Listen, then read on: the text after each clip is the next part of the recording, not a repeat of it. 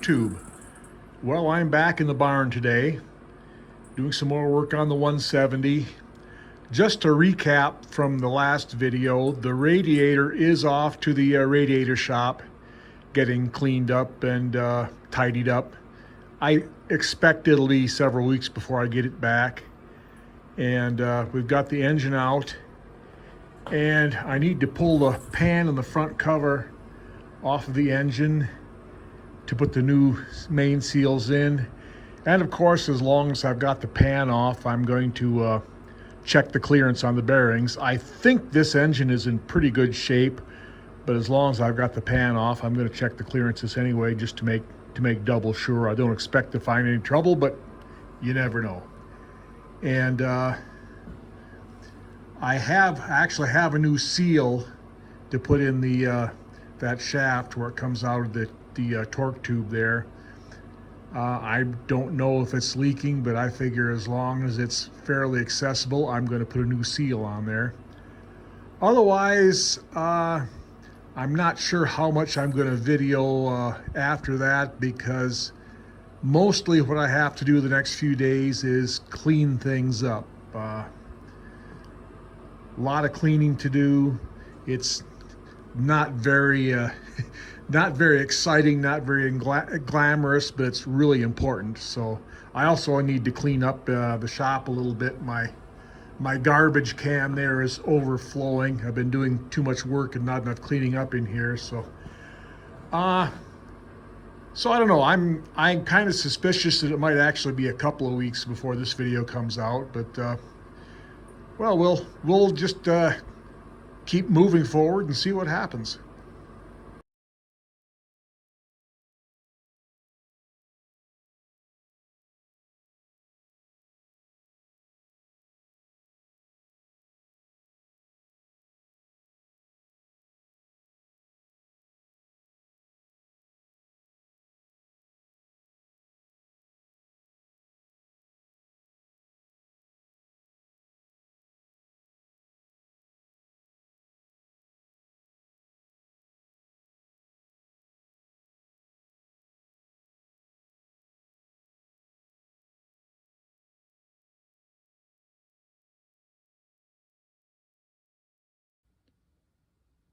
Okay, got the pan off, and I have to say everything looks really good in there.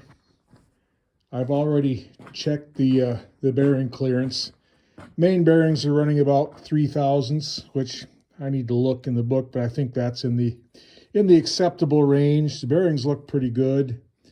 They're standard, and if you can see there, the bottom numbers are the date the bearings were manufactured. These were manufactured in October of 1997, which means this thing had a major rebuild probably about 24 years ago or so. And to me, it looks an awful lot like it hasn't got an awful lot of hours on its last rebuild. Looking at the main seal, I think the main seal failed because it was improperly installed. These Allis Chalmers engines can be kind of tricky to get sealed up good. I'll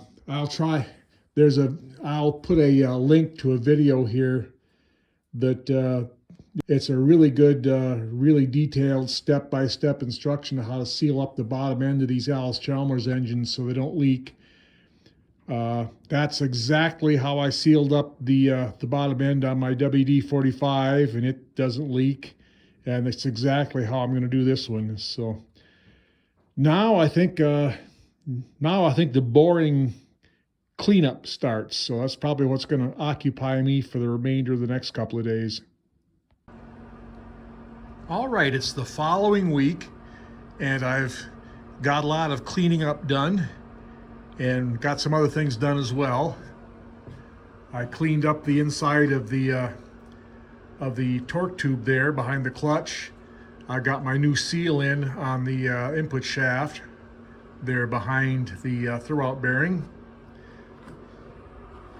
And the steering shaft here, I've got a new seal on this shaft, in there. And the arm that goes on there, it's a spline shaft. It's not a tapered spline. It just slides down on there and is held in place with a roll pin. And over the course of the years, it's become a little worn. But of course, this is unavailable anymore, so I think I'm just going to live with it being a little loose.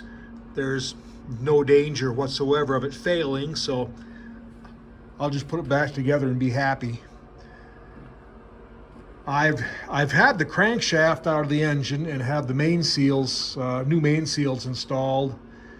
Got the front cover back on, but that's as far as I've got. I've got kind of a hold up here now. Of course, I pulled the crank out because it was easier to change the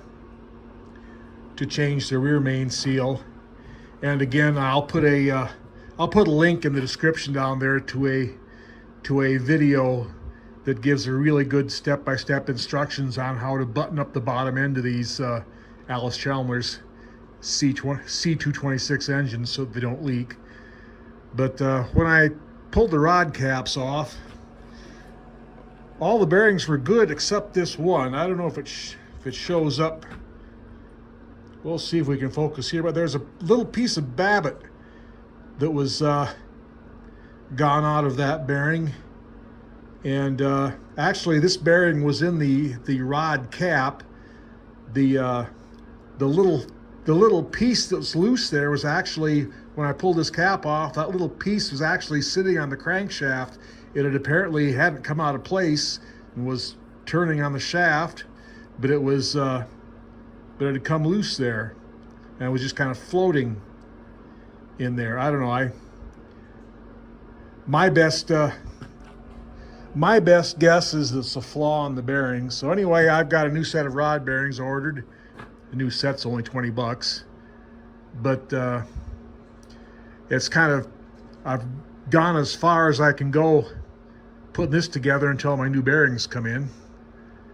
So I don't know. I think what I might do tomorrow, I was hoping to get the tractor together quite a bit this week, but that's not going to happen until I get the new bearings now. I might just start fixing that fender tomorrow since I can't do anything else. So that'll probably be a separate video. So this will probably be a wrap up for this video. So until next time, everyone out there have a good day.